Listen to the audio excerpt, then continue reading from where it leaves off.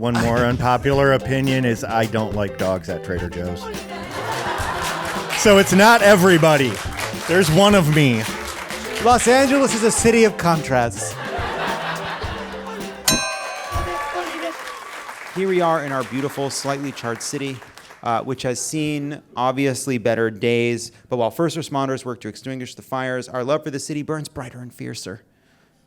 Much like Sabrina Carpenter's official $23 Erewhon smoothie, LA is a delicious combination of flavors, protein, and things that sound nice but do nothing. And tonight on the show, I would like to invite you to share what you love about this town in a segment we're calling I Love It LA. All right, so can we bring the lights up? If you like the design of this graphic, you can buy it as a shirt from the Crooked store. There it is. 100% of the proceeds go to the Disaster Relief Fund. So if donating isn't your thing, this is technically intentional shopping. So win-win. All right, who out there, just a quick, something you love about LA, something very LA that happened to you. Ryan Gosling changed your tire. Ryan Gosling hit your car, whatever it is. I moved here during the pandemic, and we were just walking around a neighborhood to have something to do out of the apartment. And there's this really beautiful house, and my friend that was walking with me, she's lived in LA for decades, and she was like, oh, I think I know someone who did the garden on this house, and she was showing it to us. And the owners were like, hey, we're home, and my husband's an architect, and he built this house. Do you want to come inside and get a tour? And we were like, okay, and we went inside, and it was the most beautiful, unexpected, avant-garde house that I've ever heard of. And I looked the guy up, and he was a famous architect.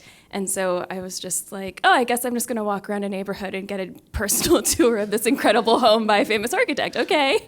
That never happened to me anywhere else. That's great. Well, I think it is something, there's something about, other cities, they have a design style or a look or a culture that you see in its architecture. But in LA, people come here from all over, and you can see in a lot of the houses that people came here with an idea of either what LA would be or what they would be. And so you can walk down a street in Los Angeles, and there'll be houses of every different kind. There'll be a strange Gothic house next to a Spanish bungalow, next to an ultra-modern home. You see in the way people build that people brought an idea of themselves here, which I don't think is true elsewhere. It's a different thing. And that's the flip side to the idea of LA being a transient place where no one's from here, which is obviously not true. There is a feeling here, New York, it's if you make it here, you can make it anywhere. It's well, fuck you. Why is New York's kind of cultural slogan a dare, right? And I think that LA is more kind of spiritually welcoming. And people, I think that's an unspoken thing people appreciate about it, that it's understood that you came here from somewhere with a very difficult thing to do that you may not ever do. But it's good that you're here to try. And that's, I think, why all these stories every once in a while about LA being over, it's okay, you think this is the first time that people have said LA's golden age is over? Have you not seen Sunset Boulevard? Not on Broadway, because it's kind of a mess. Really? Yeah. Yeah. You know what else? Let's do another person. Hi, Betsy. Hi, John. I love how dog-friendly Los Angeles is. Oh, yeah. I like that, too. You can take your dogs into Trader Joe's. You can take them into restaurants. Nobody cares. Yeah, nobody cares. You're not supposed to take the dog into the Trader Joe's. In a sense, that's also an argument for how you can rob banks anywhere. Somebody else? We were recently walking down the street in Highland Park and ran into a kind of famous Nepo baby, and she ended up giving us her French bulldog puppy, and a super expensive French bulldog puppy that we're obsessed with, and we named him Goblin, and he's perfect. First of all, love that. There's something funny about LA, too, when it comes to the Nepo babies. And it's this.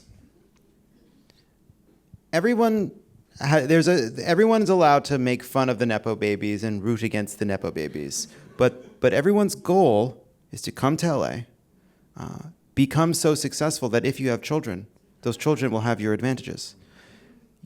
Everyone comes here to make Nepo babies. That's the dream. You come here and you hate the Nepo babies. Your dream is to love a Nepo baby more than anything else on earth. Can't make sense of it. You just simply can't.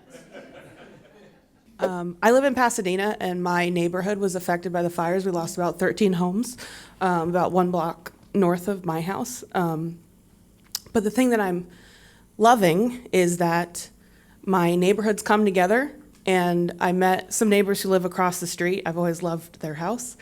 And the woman who lives there is the head of the Altadena Seed Library. And so you may have seen some stuff about her online, and discovering that she was doing this awesome thing and the seed library was burned down.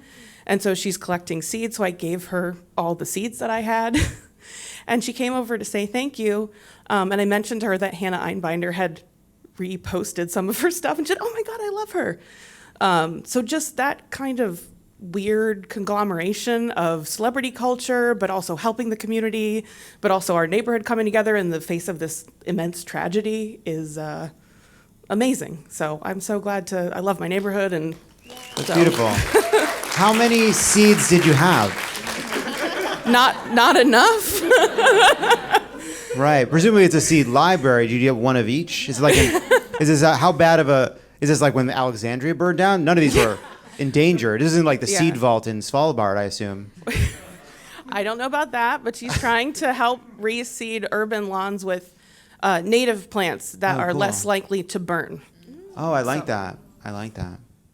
Love It or Leave It is brought to you by Ship Skis.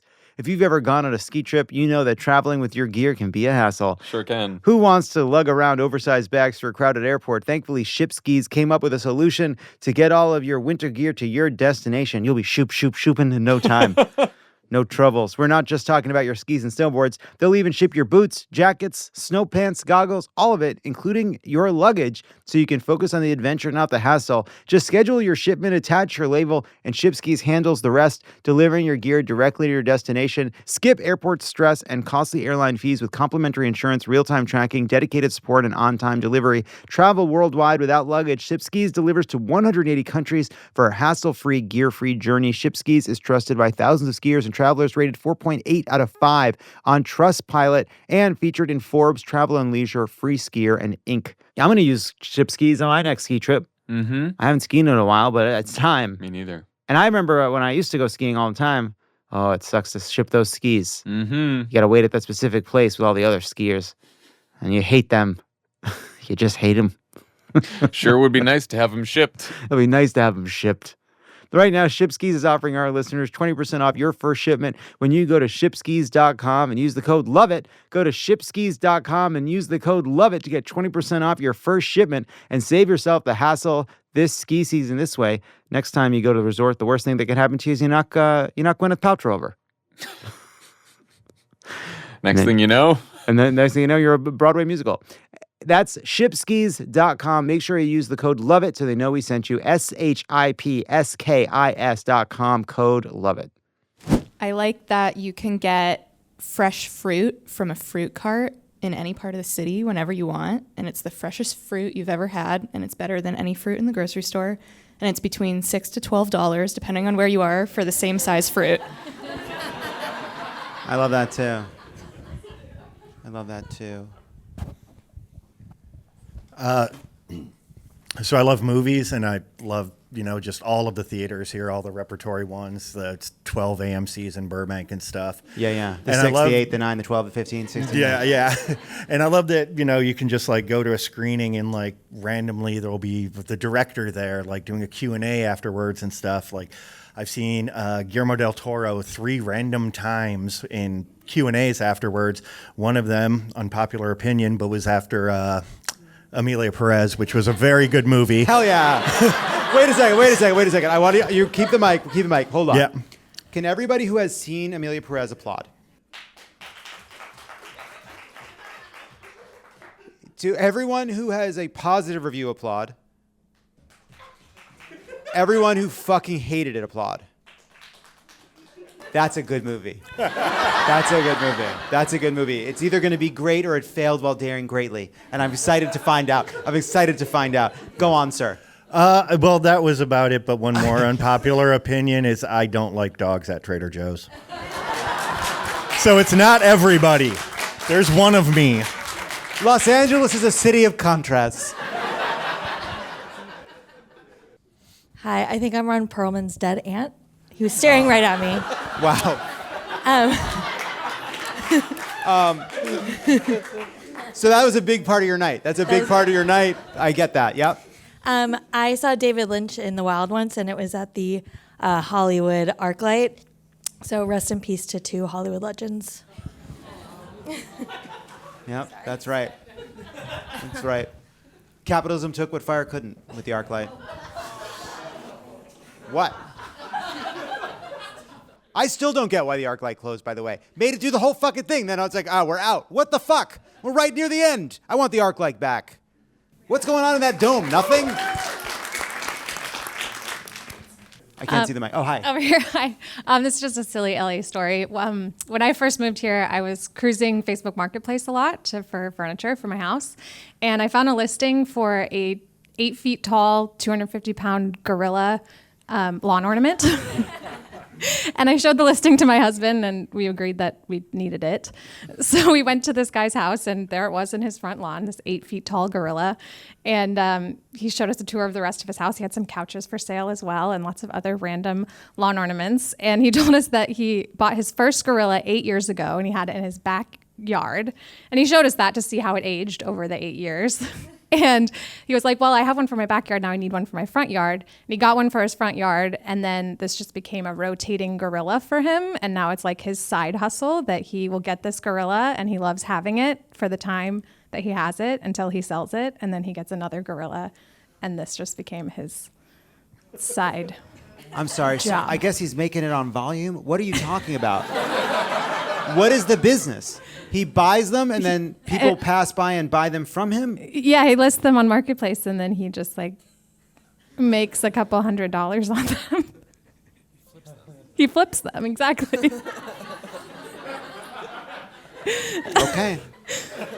Good for him. So this is what I love about LA. That's what you love about LA. I will do one and then we gotta call it a night. But I remember when I moved to LA and I moved here, I didn't know anything about Los Angeles, and I was working so hard as a speechwriter. It's hard to believe now, but it was true. I was working very hard. And wearing a suit, and then I left to come out to LA, and I sold a script, and that allowed me to come out here, which was a very fortunate thing that doesn't happen. I was like a crazy thing, but I didn't know what I was doing, and so I'm like freaking out, and I write a pilot, which I've never done before. And again, like that becomes a show called 1600 Pen, and I'm living out here for years. I would say that my writing career had its ups, and then the other thing that happens, what I can't remember what they're called, the opposite of ups. And then we start, and years go by, and I'm like learning about the city and making the city, but then we start this podcast, and somehow because of the podcast, I end up at a very fancy party.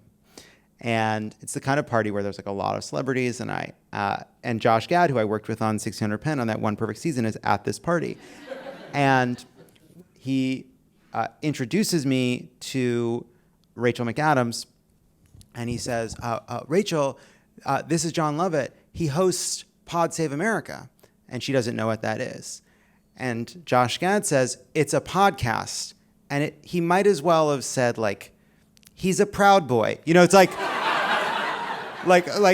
you know, like he builds model trains. It was so the opposite of what she wanted to hear in that moment, with all love and no disrespect. Totally appreciate it. It was a very funny interaction. And then Josh, realizing that it's not that he goes, no, like, Rachel, it's very popular. And she's like, oh, like in a sweet way, how popular? And I was like, how popular? I'm at this party. Do you see any other podcast hosts here?